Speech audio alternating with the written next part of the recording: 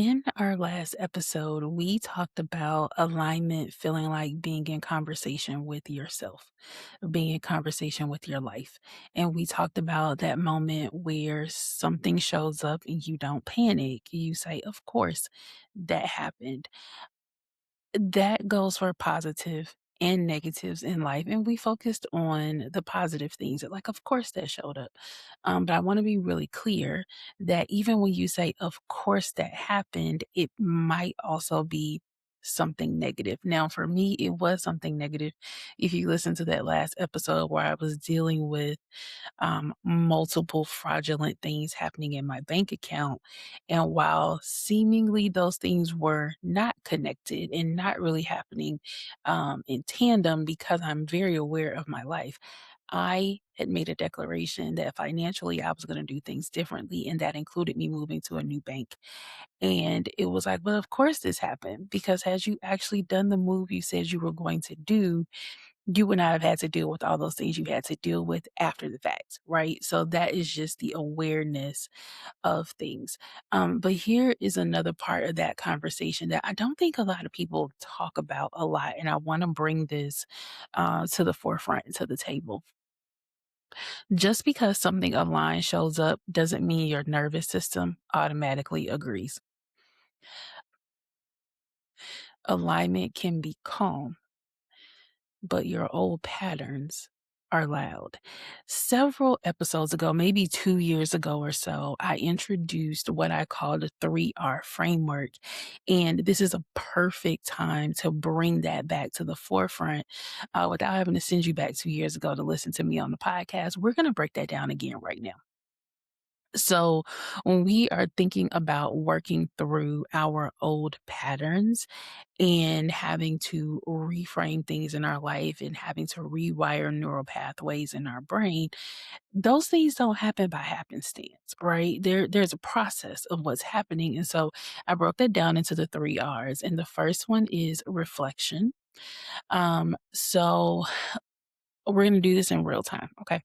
So I want you to reflect right now on what has shown up in the last 6 to 12 months that makes sense in hindsight, good or bad. What has happened in your life that when you think back over it, you're like, oh my God, yeah, that makes sense. That's why this happened. Second question. Um, where are you currently forcing something that isn't responding? This is a big one. This is a big one. Coaching a lot of entrepreneurs, one of the things that we must know as entrepreneurs to be successful is when it's time to exit. I think that people get into business with the idea that they're going to do this thing forever, and that's not necessarily true. If you know my story, you know that I was working and running a boutique custom bakery and cookies shop. I ran this bakery for almost a decade, and Thanksgiving Day of 2020, my hands stopped working, literally stopped working. I could not turn a doorknob. I couldn't hold a cup. I couldn't dress myself without support. And I knew prior to this happened Thanksgiving Day, so that was in November. Right after my 40th birthday in September, I had made a declaration that things needed to change. And yes, I love my business, but I didn't think that my business was supporting me anymore, particularly because we were in COVID and I wasn't making as much money as I was before. And so I had started working on my exit strategy out of being a bakery owner. And in my exit strategy, I knew what I wanted ultimately, but I knew that there was work that I needed to do to get there. I knew that I wanted to write and publish children's curriculum because I have a degree in instructional design. My master's degree is in education. And so I knew I wanted to write children's books, but I knew I didn't have all the skills I needed in order to write those books. And so in the interim, I took the skills that I had, took some classes starting in October of that year, and started looking into food photography. I had done a month and I was 6 weeks in food photography when my hands stopped working, and a doctor looked at me and told me to close my business effective immediately. While for most people that would have completely destroyed them, it didn't destroy me because I already had a plan B in place. At the time, that plan B was just a plan B. But the reality was is that I was working on my exit strategy, right? And so as I have learned more and done more schooling and done more coaching with others and now coaching other people, I know and understand that at some point we need to have an exit strategy. And so people are like, how do you know when it's time to go?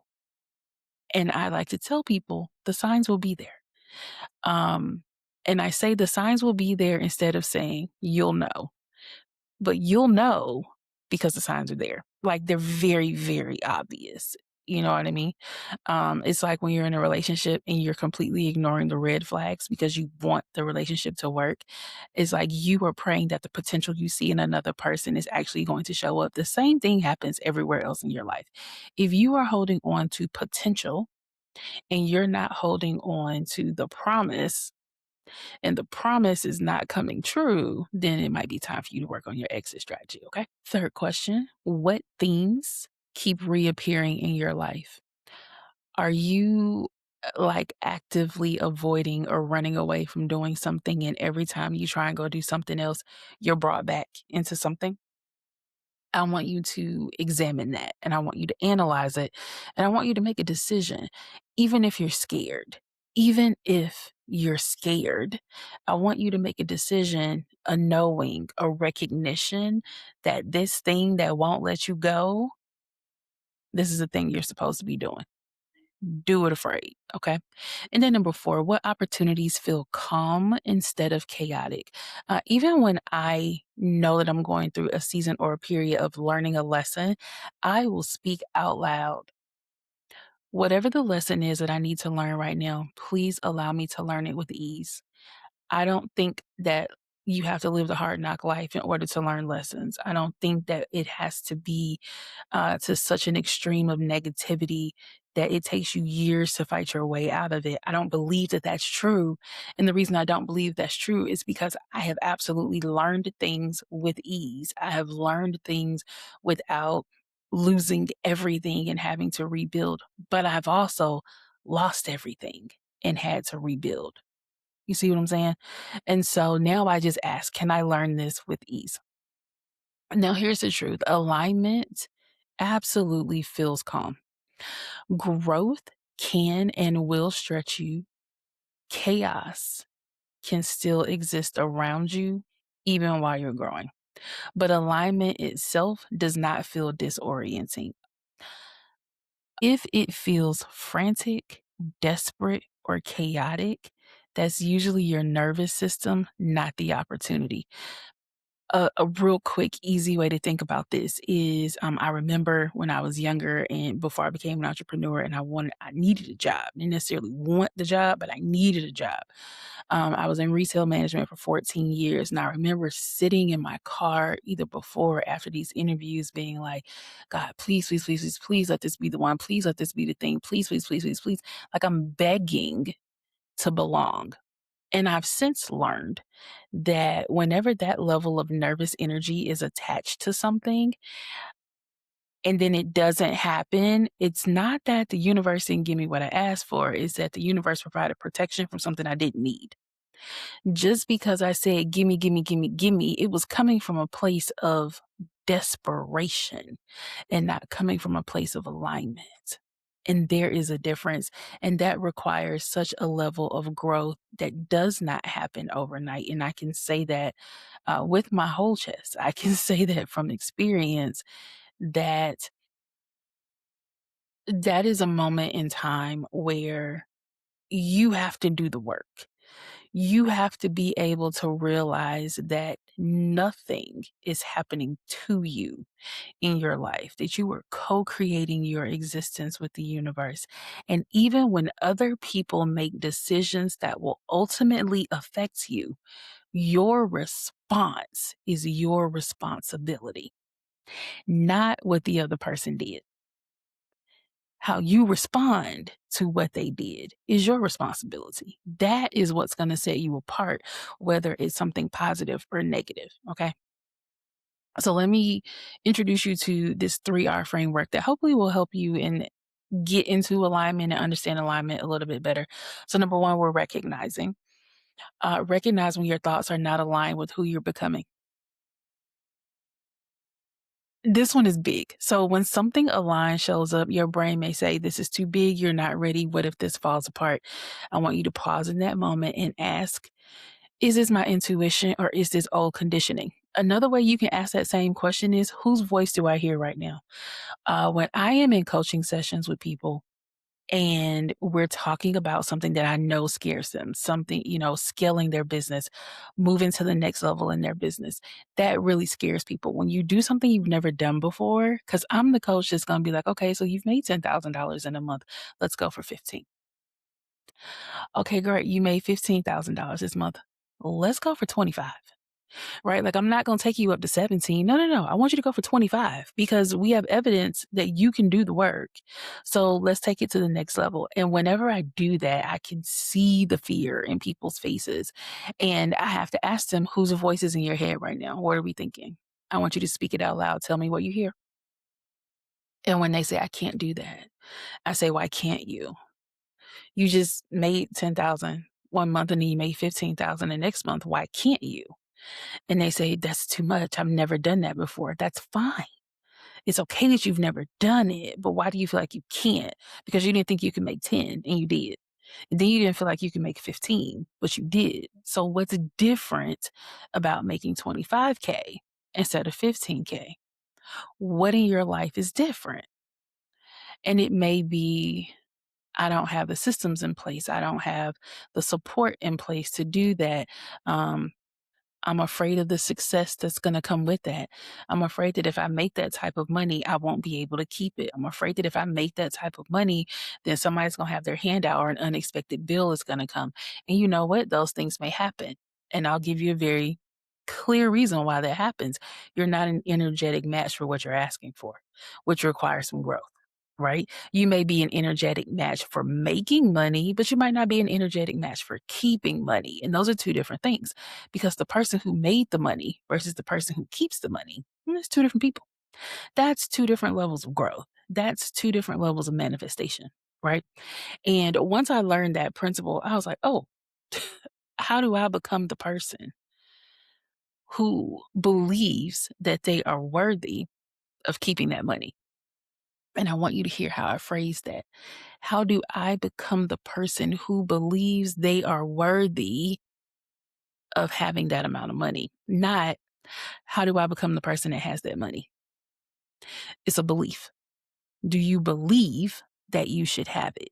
If you don't believe that you should have it, why not? Right? So there's a series of questions that we're asking ourselves so that we can have an honest conversation with where we need growth, where we need to look at our spiritual hygiene, as I like to call it. Are you tapping into your intuition in the way that you should be? And if it's old conditioning, then we have to work on distancing ourselves away from those old thoughts and those old patterns in order to have something new. Because I'm going to ask you, why don't you want it? Why don't you want it? You tell me that this is what you want, but then you don't want to rise to the occasion and do the thing. So the only question that I can ask you then is, why don't you want it? So recognition will allow you to create space because if you're holding on to something old, once we let go of that thing that no longer serves you, you now have space to receive the thing you want. So the first R is recognize.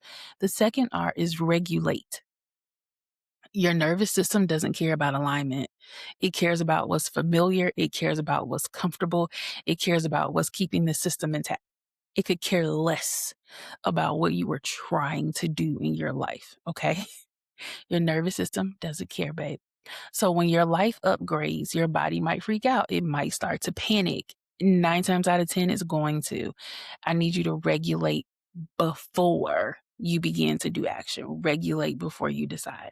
So, how do we regulate? Breath work, breathing exercises, meditation that allows you to connect to the breath. Move. Move your body, dance, get that energy out. I want you guys to think about this. As children, kindergarten teachers, preschool teachers, play music for the children to get up and dance, right? Like there's like wiggle songs and dance songs and like, you're getting the sillies out. Y'all, that's actually them just getting the energy out of their body. And I'm not sure why we disconnect from that as adults and don't realize that we too can turn on some music, shake our bodies, and move the energy through, right? Movement work, movement meditations are so grounding. They're so fun. They allow this energy to kind of like bubble up and out of you. It gives you some dopamine, like you're breathing well, you're taking deeper breaths. And then when you sit down and you relax, you're able to be more focused. Step away from things. Whenever you start to feel overwhelmed, one of the things that I realized as a new coach, as a very new coach, was people kept telling me they were overwhelmed. And I was like, no, you're not. If you can say the word overwhelmed, you're not overwhelmed. Overwhelm is when you quite literally can't do anything else. When a child is having a tantrum and that child falls out on the floor and there's nothing you can do to make that child stop, the thing that typically helps is picking the child up, removing them from the place that they fell out somewhere else. When babies start screaming in church, parents pick that child up and take them out. 9 times out of 10, or maybe 8 times out of 10, the child will calm down in a different environment, right? Same thing for adults. Whenever I'm working with someone and we're working through something really big, right? And I know the breakthrough is coming, but they are stuck. They are paralyzed by the fear that's in their body that they're verbalizing is overwhelmed. I will tell them go push the wall. Literally go palm of hand into the wall and push it as hard as you can. And the reason I do that is number one, the wall is cold. So that's going to send an automatic shock to your brain saying, why is this cold? Number two, the second shock is going to be the wall's not going anywhere and your brain's trying to figure out why is it cold and why are we not going anywhere? Those two things will help pull you out of the spiral that you're in. Because right now your brain's focus is to figure out why are we cold and why are we pushing something not moving. It's no longer thinking about all of the things you had going on in your brain prior to that. It helps you calm down and relax. So I tell people go push the wall.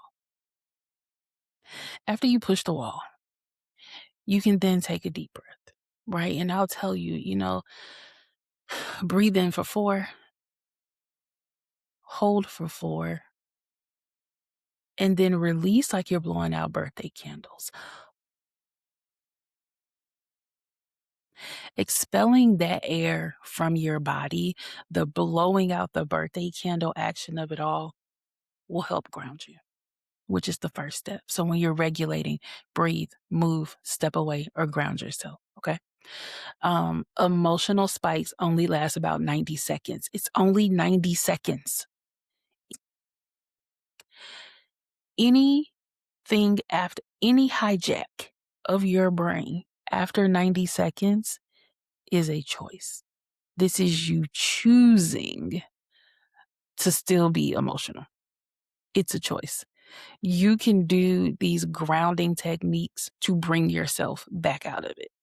Now, will it take practice for some people if this is a default method for you? Absolutely. And for those people, I like to ask about their life from 7 and under. Because we learn how to deal with stimuli, positive or negative, by the time we're 7.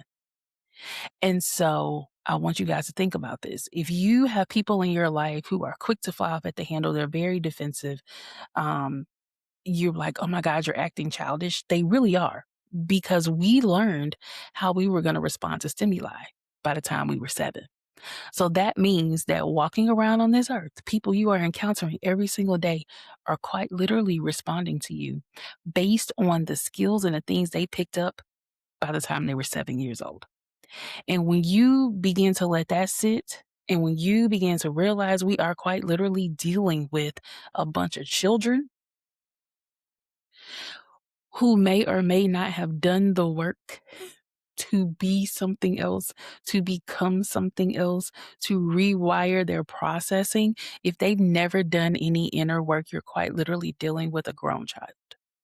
mentally, we've learned how to relate to stimuli by the time we were 7. If you don't believe me, Google it. It is indeed a thing. And so, for those 90 seconds that you may be emotionally hijacked, you're responding like the 7-year-old version of yourself.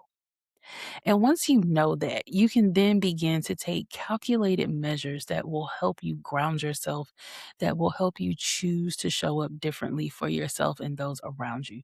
So, in this 3R framework, the first one is recognize. Recognize when your thoughts are not aligned with who you're becoming. Number two is regulate, because your nervous system doesn't care about alignment, it only cares about things that are familiar.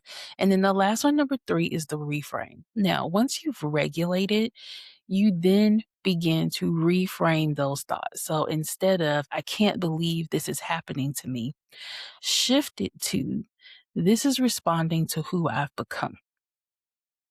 Instead of saying, this is something that's happening to me right now, you could say, this is in response to who I've become. And how you respond to that determines your level of growth, or is there something more you need to do? Instead of saying this feels scary, you can say this feels new. The reason that I like this feels new is because fear and excitement live in the same part of the brain. So if you are afraid of something, you could reframe that and say, I'm excited. It's quite literally the same things happening in your body when you are scared and when you're excited. When you stand in line to get on a roller coaster, you feel nervous. You feel a lot of energy in your body. You may be scared, and the person right next to you about to have this same experience might be excited. Your stomachs are both a little queasy, but the difference is that one of you is excited and one of you is scared, but the same parts of your brain are lighting up, right? So instead of saying this feels scary, I like to say this feels new. Saying this feels new helps your nervous system calm down. It helps your brain know we're experiencing something new and now we need to work through this, as opposed to running back to our old thoughts, our old habits, our old way of doing life. And then we respond incorrectly. Instead of saying, what if I fail? This is the one that gives me, what if you don't? Quite literally, what if you don't? Right? Another sentence I would like to introduce to this conversation, when you think, what if I fail? What if this is the next sentence in the conversation? Not what if I fail? What if whatever happens, right? Because for me, failure is still a lesson I needed to learn on my journey. What if this is just the next sentence in the conversation? That, number one, takes all the pressure off. Number two, reminds me that I'm in conversation with my life. The alignment that I'm feeling is because I'm in conversation with my life, right? I'm co creating my life. And so if this is just another sentence in a conversation, that lets me know it's not the end of the world. It lets me know if I don't do this thing right, I can continue. As I stated in the last episode, I felt like I made a not so great investment into my future. But the reality of it all is that while the program might not have delivered what I thought it was going to deliver for me, it delivered so many other things. And it was indeed a part of a broader conversation that I'm having in my life.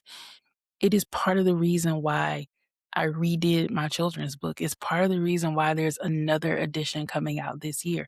None of those things were included in that program, but they were the pivot when I realized the program wasn't going to give me what I thought it would. And so I had to get real creative on, how are we going to recoup our money on this? How are we going to make sure that we can pay in, this investment back off? And it turned into another book for me, right?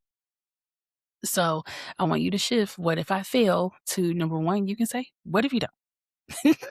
What happens if you actually succeed? Right. And I want you to give yourself time to think about that. Don't just be like, what if it doesn't work? What if it does? And then seriously answer that question. What would happen if you succeed? I want you to write it out, and then I want you to let that settle in your spirit. Then the second thing I want you to say is, what if this is the next sentence in the conversation? Reframing will allow alignment to land in your life. Okay. Now, when you are misaligned, your life feels random. Things that you're doing, you can't really tell people what you've got going on during the day. You're like, I don't know, I'm just working on stuff. When you are in alignment, it is not random. When you are in alignment, life feels like a conversation, but that conversation absolutely requires maturity. The more emotionally and strategically mature you become, the more often you'll be able to say, "Of course, that happened."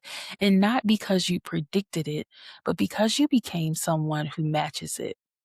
And alignment isn't going to chase you. Alignment will allow you to recognize that you are in the timeline of your highest good and you are doing the things that you want to do.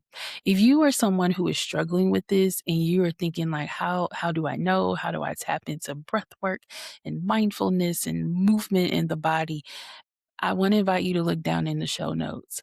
I created a course a little bit ago that I have updated very recently, updated it last week actually, that is all about mindfulness. And it takes you through the process of growth. It takes you through the process of becoming. It teaches you stress management. It teaches you how to handle different stimuli that come up within our lives, in our day to day lives, whether it's with work or your children or your spouse. This is a resource that has helped hundreds of people over the years, and I know that it can help you. So if you are someone who is looking for that support, just make sure you look down in the show notes. The opportunity is available to you. Until next time, stay sweet, friends.